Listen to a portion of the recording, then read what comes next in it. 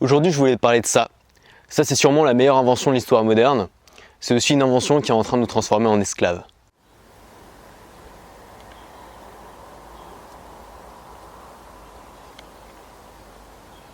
Je voulais me poser tranquillement là pour te parler de ça, pour faire ma vidéo là-dessus. Ceci est un iPhone, hein. Je pense que tu l'as deviné. Bref, c'est un smartphone, tu en as sûrement un toi aussi qui me regarde. Moi, c'est un outil de travail pour moi, c'est aussi un outil de loisir, c'est quelque chose que j'ai tout le temps sur moi, que j'emmène partout avec moi. C'est sûrement aussi ton cas, je ne sais pas si tu te rappelles la dernière fois que tu es sorti de chez toi pour aller même faire une simple course sans ton téléphone. Si c'est déjà arrivé, tu as dû revenir chez toi pour aller chercher, peut-être que tu t'es senti comme nu sans ton téléphone, peut-être même que tu peux pas aller aux toilettes sans ton téléphone. C'est vrai que maintenant on l'emmène vraiment partout, c'est un accessoire de loisir pour se détendre dès qu'on a un moment à attendre, que ce soit dans une file d'attente, que ce soit je sais pas, dans une salle d'attente chez le médecin, on va automatiquement sortir son téléphone et tu regardes tous les gens autour de toi, c'est pareil. On le voit aujourd'hui avec des jeux comme Pokémon Go, c'est encore plus flagrant. Tu vois des dizaines et dizaines de personnes qui se rassemblent tous ensemble dans un parc, le nez rêvé sur leur téléphone pour trouver un ronflex. Pourquoi pas? Je suis pas en train de dire que c'est pas bien. Je suis en train de dire qu'il faut faire attention. Il faut faire attention parce que cet outil est tellement formidable qu'on aurait tendance à voir que le bon côté des choses. Et c'est souvent ce qui arrive quand on découvre quelque chose d'assez génial, c'est qu'au début, on voit que le bon côté des choses. Et il faut toujours beaucoup plus de temps pour s'apercevoir qu'on a développé une addiction à ce produit. C'est encore un produit nouveau. Il faut bien comprendre qu'à 10 ans, ça n'existait pas. Moi, quand j'étais petit, ça n'existait pas. On commençait à avoir des vieux. Quand je suis né, il n'y avait même pas de téléphone portable. Ensuite, on a commencé à avoir des vieux téléphones portables qui faisaient que téléphoner et envoyer des textos. Et encore, les textos c'était en T9 avec le petit clavier 1, 2, 3, c'était l'enfer, tu vois. Et puis sorti les smartphones, et puis voilà, on sait tout ce que c'est aujourd'hui, on peut tout faire sur un smartphone et c'est absolument génial. Aujourd'hui, si tu travailles pas sur le web ou si tu n'as pas besoin de grosses capacités, tu peux même avoir juste un smartphone, tu n'as même plus besoin d'ordinateur. Tu peux tout faire, tu peux communiquer, tu as un plan, tu peux réserver, tu peux voyager, c'est le meilleur outil de voyage aussi, j'en parle souvent. Et du coup, on a développé une sorte d'addiction à cet outil et tu dois peut-être le remarquer. Cette addiction, elle se manifeste par pas mal de choses. Par le fait qu'on se sente démuni sans son téléphone, c'est comme ça qu'on s'en rend compte, c'est le besoin de retrouver son téléphone quand on l'a pas. Le nombre de fois on le regarde par jour, je sais plus combien de fois on le regarde par jour, mais les études montrent que c'est un truc genre 80 fois, enfin c'est énorme. Et surtout, on se rend compte que le smartphone c'est du format court, c'est-à-dire qu'on consulte énormément de petites interactions, que ce soit sur Facebook, sur Twitter, sur YouTube, sur Snapchat, c'est que des interactions très courtes en fait, et donc du coup on s'habitue à ce format court et on a besoin de shots de dopamine très rapides, et c'est pour ça qu'on aime tant le smartphone. Et donc du coup c'est de plus en plus difficile de s'intéresser au format long, de lire un bouquin, je sais pas toi, mais moi quand j'étais petit c'était plus facile pour moi de lire qu'aujourd'hui, c'est quand même dingue. Alors qu'aujourd'hui je me forme beaucoup plus, j'accumule beaucoup plus d'informations, mais lire un livre ça demande un effort plus important aujourd'hui qu'avant le smartphone. Regarder un film de 2 heures, moi je regarde plus de films et généralement je m'ennuie au bout d'une heure et j'ai le réflexe de sortir mon smartphone. Même les gens devant la télé, alors moi je regarde pas la télé, mais même la plupart des gens qui regardent la télé, souvent ont leur smartphone à côté et pianotent en même temps sur leur smartphone et sont multitâches. Le problème d'être multitâche, c'est que c'est une illusion, ça n'existe pas. Il y a des études qui montrent que le multitâche n'existe pas, c'est-à-dire que quand on fait plusieurs choses en même temps, ce que fait notre cerveau, c'est qu'il alterne son attention entre les deux choses. Par exemple, si à la fois tu pianotes sur ton smartphone et t'écoutes la radio, ton cerveau va alterner radio, smartphone, radio, smartphone, radio, smartphone. Ce qui fait que déjà tu vas être moins attentif aux deux choses, mais en plus c'est épuisant pour le cerveau. Et tu sais, notre attention elle est limitée. C'est-à-dire que plus la journée avance, plus c'est difficile. C'est pour ça que je tourne notamment cette vidéo le matin, parce que j'ai plus d'attention. Et si tu t'habitues à être multitâche, à faire plein de choses en même temps, ta réserve d'attention et ta réserve de volonté vont s'épuiser extrêmement rapidement.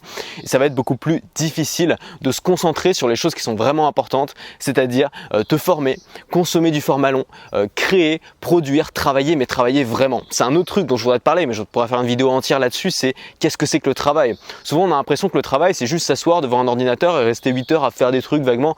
Non, ça c'est un travail de stagiaire. Moi j'ai été stagiaire, on était 10 stagiaires dans une boîte qu'on n'aimait pas, avec un patron qu'on n'aimait pas. Le job consistait à faire semblant de travailler pendant 8 heures. Alors que le travail d'une journée, je suis désolé si mon patron me regarde, mais c'est vrai, le travail d'une journée aurait pu être fait en 1 heure. Simplement, on était payé pour rester devant un ordinateur. On n'était pas payé pour accomplir des choses, on était payé pour rester devant un ordinateur. Pour moi, c'est un des principaux problèmes du salariat. Mais pourquoi je parle là-dedans? Je suis parti très très loin. Mais si tu es entrepreneur ou si tu es indépendant ou si tu as juste vraiment envie d'accomplir un projet qui demande du travail, mais tu t'en fous de rester 8 heures devant un ordinateur, tu t'en fous de la vanity, tu t'en fous de l'ego. Ce qui est important, c'est ce que tu as produit à la fin d'une journée. Moi, une journée, je travaille sûrement moins que la moyenne. Là, je suis à la campagne avec ma famille, ils ont sûrement pas l'impression que je travaille beaucoup parce que je passe peut-être 20 minutes à faire la vidéo, 2 heures à la monter et le reste du temps, on a l'impression que je fais rien. La vérité, c'est que quand je fais rien, je travaille quand même parce que souvent je lis, je me forme, je réfléchis, j'écris aussi des idées. Donc c'est un processus, mais ça fait partie de mon processus de travail et je m'en fous que les gens n'aient pas l'impression que je travaille. L'important, c'est ce que tu produis à la fin. L'important, c'est ce que tu mets sur la table, c'est la valeur que tu apportes aux gens. La seule valeur du travail, c'est ce qui est produit à la fin. C'est pas l'effort qui est fourni, c'est pas le temps que tu mets, c'est pas la pénibilité. Donc ça, c'est vraiment important. Et je pense que la première étape, si tu veux te libérer de cette addiction de l'iPhone ou de smartphone, c'est d'en prendre conscience. C'est vraiment ça, c'est d'en prendre conscience. Alors tout le monde, peut-être que tu l'as pas cette addiction. Moi j'ai sûrement plus que toi parce que moi je travaille sur internet, donc forcément il y a plein de sollicitations que je peux avoir directement sur mon téléphone. Et on n'a pas tous cette addiction, mais en tout cas si tu as cette addiction, la première étape à mon avis c'est vraiment de réaliser que tu as cette addiction parce qu'on ne se soigne pas si on n'a pas conscience de sa maladie. Donc moi ce que je te propose c'est, on va essayer ensemble, parce que moi j'ai le même problème que toi, mais j'essaie de travailler dessus en ce moment, surtout ici à la campagne, de se libérer de l'esclavage de notre téléphone, je vais t'expliquer pourquoi c'est un esclavage, et de récupérer notre bien le plus précieux qui est l'attention, qui est la capacité d'attention, et d'être capable de rester attentif à un format qui va t'apporter beaucoup plus de choses qu'une petite interaction rapide sur Twitter. La première chose, et ça c'est facile à faire, moi je l'ai fait depuis longtemps, c'est de couper toutes les notifications. Les seules notifications que tu peux garder, c'est les textos et les appels, parce qu'à la limite ça peut être urgent et encore. C'est les seules notifications que tu gardes, tout le reste tu les coupes. Pourquoi? Parce que activer les notifications sur ton téléphone, c'est dire à ton téléphone, c'est toi qui as le droit de m'interrompre. C'est toi qui me dis quand je vais te voir. C'est ça être esclave de son téléphone. C'est ton iPhone qui te dit, viens voir, j'ai un truc à te dire. Est-ce que qui se laisse traiter comme ça par un être humain? Mais là, on se laisse traiter comme ça par des machines quand même. Je sais pas si tu réalises. Donc la première étape, c'est de couper les notifications. C'est plus ton téléphone qui va te dire quand tu dois venir le voir. C'est toi qui vas venir le voir quand on a envie. Et à ce moment-là, tu pourras checker si tu as des nouveautés, si tu as des trucs. Mais c'est la première étape. Couper les notifications pour ne pas se faire interrompre par son téléphone. Parce que comment tu veux te focaliser sur un format long si ton téléphone sonne toutes les 10 minutes et en plus c'est insupportable pour les gens qui sont autour de toi. La deuxième chose, c'est de s'autoriser à être injoignable. Aujourd'hui, on a l'impression qu'on a besoin d'être toujours joignable. Ça encore, c'est de l'ego, de la vanity, tout ce que tu veux. Mais il y a 20 ans, on n'était pas joignable 24 heures sur 24 et c'était ok. Je veux dire, on mourrait pas plus facilement parce qu'on n'était pas joignable 24 heures sur 24. S'il y a un truc vraiment grave, bon tu le sauras peut-être dans les 2 heures. C'est pas grave si tu le sais pas à la minute. Et l'immense majorité des gens qui vont te contacter, ce sera pour des trucs pas importants. Je dis pas urgent, ça peut être urgent pour eux, mais pas important. Ce qui est important pour toi, c'est ce que tu vas accomplir. Ce qui est important pour toi, c'est de te tenir aux habitudes que tu t'es fixées. Ce qui est important pour toi, c'est pas de payer tes impôts avant ce soir ou alors de répondre à ce mail avant ce soir. Ça c'est urgent, mais c'est pas forcément important. La priorité c'est de faire ce qui est important et tu peux pas laisser les tâches urgentes t'empêcher de faire ce qui est important. Donc c'est quand tu as fini ce qui est important que tu vas pouvoir te concentrer sur ce qui est urgent. Et donc vraiment laisse-toi le droit d'être injoignable de temps en temps, mais simplement dis-le aux gens. C'est-à-dire dis aux gens, voilà, c'est pas que je t'aime pas, si je te réponds pas tout de suite, simplement je fais ça avec tout le monde. Il y a des moments où j'ai besoin de me concentrer sur autre chose, donc je laisse mon téléphone à l'étage ou je laisse mon téléphone en mode avion. Et donc il faut que tu acceptes l'idée que je sois pas joignable 24 heures sur 24, 7 jours sur 7. Et je pense que c'est vraiment important. Et l'avantage de faire ça, c'est que moins tu es joignable, moins les gens vont t'embêter pour des trucs pas importants. C'est-à-dire que les gens vont t'embêter uniquement si c'est vraiment important. Si les gens ont besoin d'un conseil, ils vont faire une recherche Google comme tout le monde et ils vont pas te faire chier pour un détail. Et si c'est vraiment important, tu fais un rendez-vous avec cette personne et tu prends le temps de lui expliquer, parce que quand c'est vraiment important, on se voit en face à face pour en parler, on fait pas ça par texto. Tu sais, la personne qui est toujours joignable, qui répond toujours dans la minute, c'est pas les gens qu'on respecte le plus, honnêtement. Donc n'aie pas peur d'être injoignable, personne va t'en vouloir si tu réponds pas dans l'heure. Et les gens qui t'en veulent pour ça, c'est des cons. Troisième conseil, je l'ai volé à Jean Rivière, qui est un autre youtubeur qui vend de la formation. Je trouve que c'est juste un super conseil, donc voilà, je le dis et je le crédite.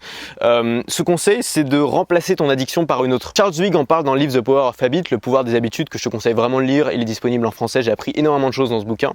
Il dit que la meilleure façon de remplacer, de supprimer une addiction, c'est pas la volonté, c'est pas de se dire ouais j'arrête plus jamais et tout, c'est de remplacer cette addiction par une autre, mais une autre addiction qui est pas grave en fait, qui est pas gênante.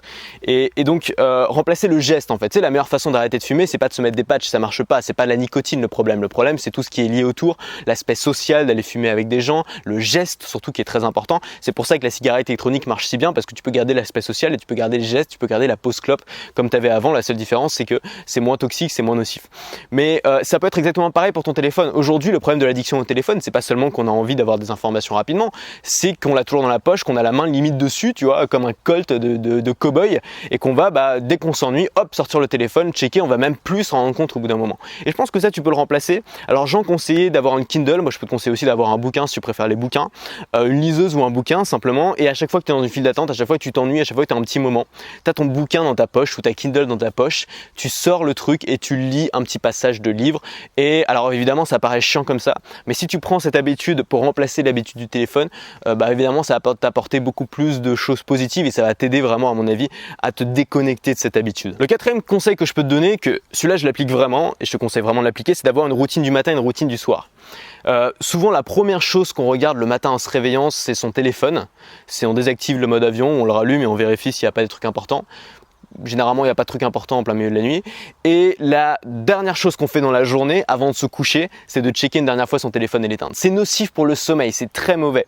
C'est très mauvais le matin, il y a des études qui montrent ça, mais c'est très mauvais le matin de directement se jeter sur son téléphone parce que ça va pas nous mettre dans un bon mood, ça va pas nous mettre dans un mood productif pour la journée. Et le soir, c'est nocif pour le sommeil de checker ses notifications parce que ça éveille le cerveau et en plus, ça envoie de la lumière bleue qui t'empêche de dormir, comme je t'en ai parlé dans une vidéo il n'y a pas très longtemps. Donc moi, ce que je te conseille de faire, et ça c'est pas difficile et ça peut vraiment améliorer tes journées, moi je l'ai vu, c'est le matin, tu te dis ok, je ne check pas mon téléphone, je laisse mon téléphone en mode avion jusqu'à telle heure, jusqu'à ce que j'ai fait telle ou telle chose. Moi c'est ça que je me dis. Moi quand je fais mes séances de sport le matin, je me dis voilà, je ne check pas mes notifications, je ne désactive pas le mode avion tant que je n'ai pas fait ma séance de sport du matin et que j'ai pas pris mon petit déjeuner. Et si je fais pas de séance de sport, c'est au moins après mon petit déjeuner. Et pendant mon petit déjeuner, je m'écoute simplement un podcast que j'ai téléchargé la veille. Donc l'idée c'est vraiment de pas s'exposer à ces micro-informations dès le matin qui vont t'encombrer le cerveau et qui vont participer au déficit de l'attention que tu vas avoir dans la journée. Le soir, moi c'est simple, c'est après 23h, plus rien. Après 23h, plus d'écran. Donc je coupe l'ordinateur, je coupe mon smartphone et simplement soit je lis un bouquin, soit je lis une BD ici parce que j'ai des BD, ça c'est cool.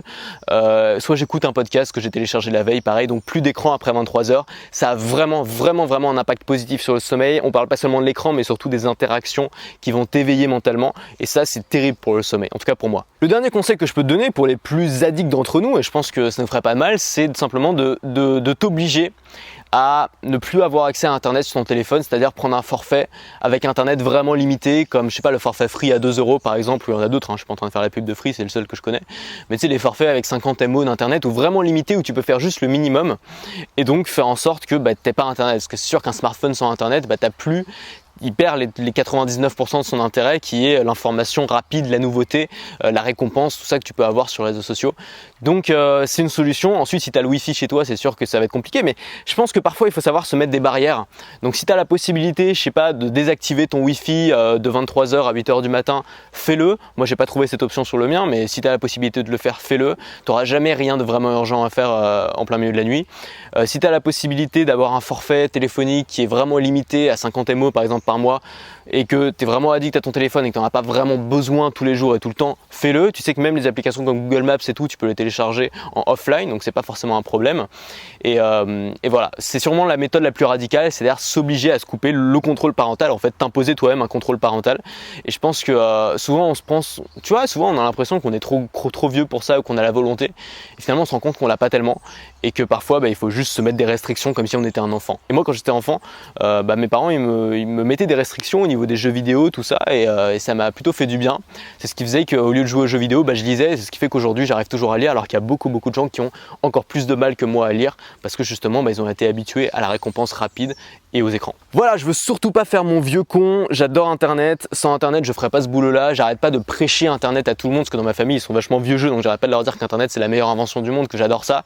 Simplement comme toute chose géniale, il y a souvent un côté sombre, une dark side, et il faut le connaître ce côté, il faut le maîtriser, il faut apprendre à le gérer, il faut pas l'ignorer, il faut pas dire ouais tout est génial, c'est formidable, non. Il y a un côté génial, il y a aussi la dark side, il faut apprendre à gérer cette dark side. Si tu as d'autres conseils pour te libérer de l'esclavage de ton téléphone, j'aimerais vraiment que tu me les donnes en commentaire parce que ça va m'être utile pour moi mais aussi pour les autres. Donc vas-y, balance, éclate-toi. Putain, je sais plus quoi dire moi. Moi je te dis à demain et surtout, reste libre. Casey, c'est une des seules personnes que je connais qui sait fabriquer et manufacturer des vidéos virales sur commande. À peu près tous les 6 mois, il sort une vidéo qui fait parfois des dizaines de millions de vues.